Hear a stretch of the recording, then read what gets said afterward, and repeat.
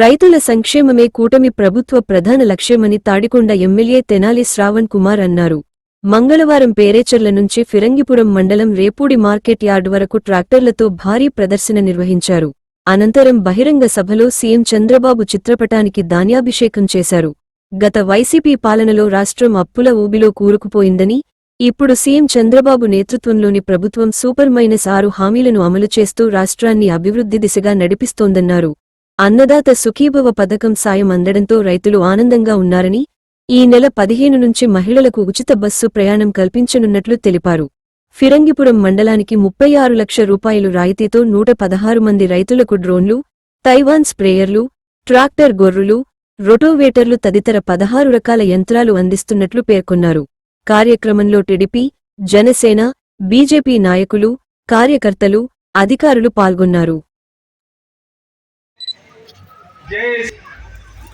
JAC నాయకులు పువ్వాడ సుధాకర్ గారిని వేదికను అలంకరించవలసిందిగా కోరుతున్నాం.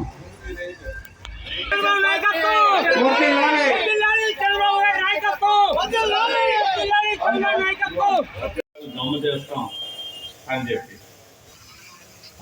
అందులో భాగంగా అన్నదాత సుఖీభావ పథకంలో పిఎం కిసాన్ పథకంలో సంవత్సరానికి 6,000 వస్తాయి.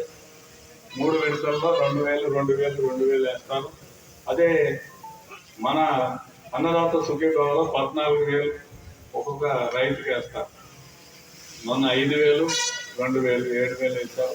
మళ్ళీ 5,000, 2,000 వస్తారు. మళ్ళా ఇంకోసారి 4,000, మొత్తం 20,000. ఎంత వచ్చిందో ఒకసారి చెప్తాను. ఫిరంగిపురంలో అన్నదాత సుఖీభావ కింద 9,420 మంది రైతులు ఉంటే 4.7 కోట్లు వచ్చింది.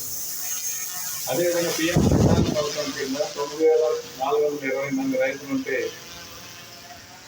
5.65 మేడుకొండూరులో 12,000 మంది రైతులు ఉంటే 6 కోట్లు వచ్చింది.